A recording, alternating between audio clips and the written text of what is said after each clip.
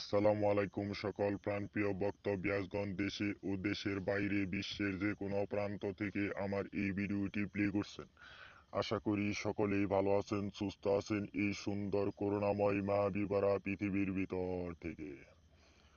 আমি তান্ত্রিক গুরু লোকমান আপনাদের মাঝে আজকে একটি বশীকরণ জাদুটোনা এবং কি বান নষ্ট করার তদবির নিয়ে হাজির করেছি আপনাদেরকে। যদি কোনো মানুষরূপী শয়তান বশীকরণ করে থাকে, আপনাদের স্বামীকে যদি কোনো মানুষরূপী শয়তান বশীকরণ করে থাকে, আপনাদের স্ত্রীকে যদি কোনো মানুষরূপী শয়তান বশীকরণ করে আপনাদের কাছ থেকে বিচ্ছেদ করে নিয়ে এসে নিজে ভোগ করে নিয়ে সংসারে জীবন যাপন করছে, আপনাকে দুঃখ দিয়ে আপনার স্বামী চলে গেছে, আপনাকে দুঃখ দিয়ে আপনার স্ত্রী চলে গেছে, যদি কোনো ব্যক্তিকে কোনো মানুষরূপী শয়তান বশীকরণ করে আপনাদের কাছ থেকে নিয়ে যায়, সে বশীকরণ নষ্ট করে আবার আপনার কাছে ফিরিয়ে আনতে পারবেন মাত্র 24 ঘন্টার ভিতরে। আমি আপনাদেরকে চ্যালেঞ্জ করে বলে দিলাম, এই নকশাটি এত শক্তিশালী, এই নকশাটি দ্বারা বশীকরণ জাদুটোনা বা বান থেকে আপনি 24 ঘন্টার ভিতরে রক্ষা পাবেন ইনশাল্লাহ, যদি আপনারা নিয়ম মতো প্রয়োগ করতে পারেন।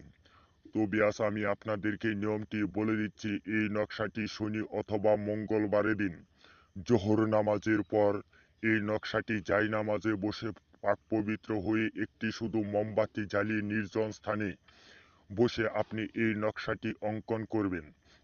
অঙ্কন করার পর আপনি যে মানুষটাকে বশীকরণ করে নিয়ে গেছে, যে মানুষটাকে বশীকরণ করছে, যে মানুষটাকে একদম নষ্ট করছে, যে মানুষটাকে জাদুটোনা করতে পারে, সে মানুষের নাম লিখবেন আর সেই মানুষের মাতার নাম লিখবেন।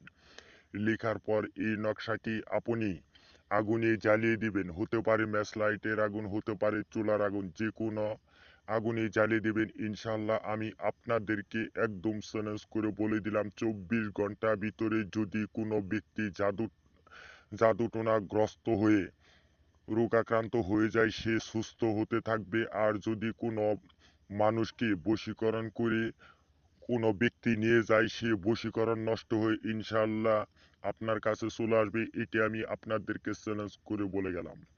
যে ভাই ও বোনেরা আমার এই নকশাটি ধারা প্রয়োগ না করতে পারবেন, আমার স্ক্রিনে দেওয়া নাম্বার আছে, আপনারা আমার নাম্বারের সাথে যোগাযোগ করবেন। আমি আপনাদের সকল সমস্যার সমাধান মাত্র 24 ঘন্টার ভিতরে দিয়ে থাকি ইনশাল্লাহ। এই বলে আজ আমি আপনাদের সকলকে সুস্থ কামনা করে সকলের মাঝখান থেকে বিদায় নিচ্ছি। হিন্দু ভাই ও দিদিদেরকে নমস্কার, মুসলমান ভাইদেরকে সালাম, আসসালামু আলাইকুম ওয়া রাহমাতুল্লাহি ওয়া বারাকাতুহু।